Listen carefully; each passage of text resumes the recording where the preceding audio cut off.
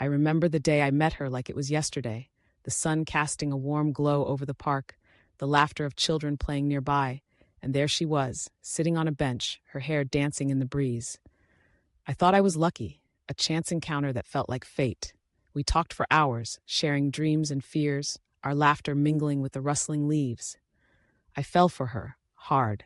She was everything I thought I wanted: smart, funny, beautiful, and fiercely independent. I was convinced I had found the one. Fast forward a year, and we were standing in front of friends and family, exchanging vows. I remember the way she looked in that white dress, radiant and glowing, and I thought to myself, this is it. This is my forever. But oh, how naive I was. The honeymoon phase was blissful, filled with romantic getaways and late-night conversations that stretched until dawn. But soon, the rose-colored glasses began to slip, revealing a reality I hadn't anticipated. It started with little things, the kind of quirks you brush off at first. She was always late, and I was always the one waiting.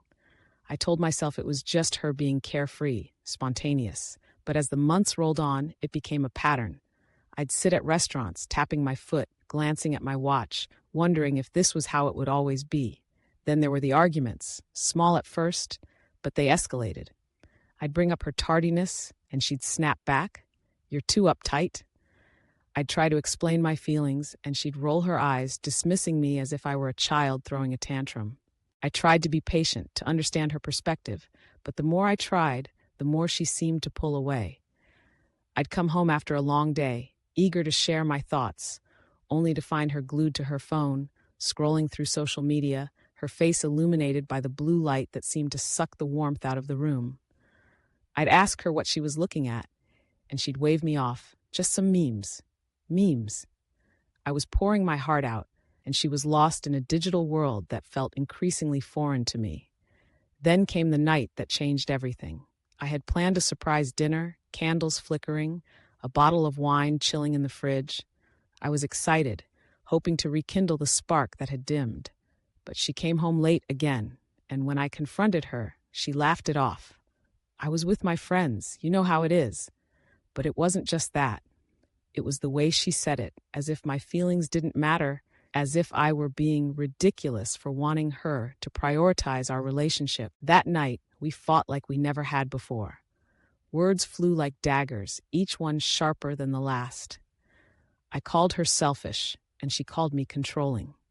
I remember the look in her eyes, a mixture of anger and something else. Disappointment, maybe?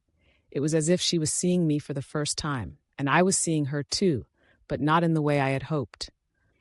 As the weeks turned into months, the cracks in our marriage widened. I started to notice things I had overlooked before, the way she would flirt with waiters, the way she'd laugh a little too hard at jokes that weren't funny.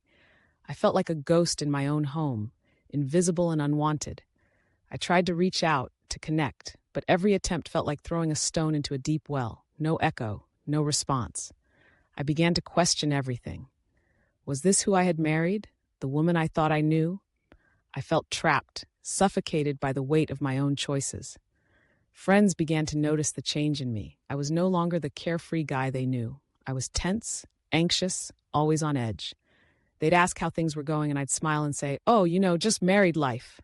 But inside I was screaming. Then came the day I found the texts. I was looking for a charger in her bag when I stumbled upon her phone. It lit up with a message from a guy I didn't recognize. "Can't wait to see you again. Last night was amazing." My heart sank, a lead weight in my chest. I felt sick, like I'd been punched in the gut. I didn't want to believe it, but the evidence was right there, glaring at me. I confronted her, my voice shaking, my heart racing. "Who is he?" I demanded, and she laughed, a cold, bitter sound that echoed in the silence of our living room. "Just a friend," she said, but I could see the guilt in her eyes, the denial, the deflection. I pressed her, and the truth came spilling out like poison. She had been seeing someone else, someone who made her feel alive, someone who didn't care about her being late or her scrolling through her phone. I felt like the ground had been ripped from beneath me. The life we had built together crumbled in an instant. I had trusted her, believed in our love, and here she was, shattering everything with a single confession. I had married a stranger, a woman who had hidden her true self behind a mask of charm and laughter. In the weeks that followed, I was a shell of my former self. I moved out, stayed with friends, and tried to piece together the fragments of my shattered heart.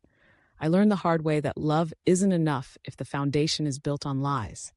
I had to rebuild, to rediscover who I was outside of her shadow. So be careful who you marry. It's not just about love, it's about trust, respect, and the ability to communicate. I thought I knew her, but in the end, I barely knew myself. I emerged from the wreckage stronger, wiser, and with a heart that, while scarred, was ready to love again, this time with eyes wide open.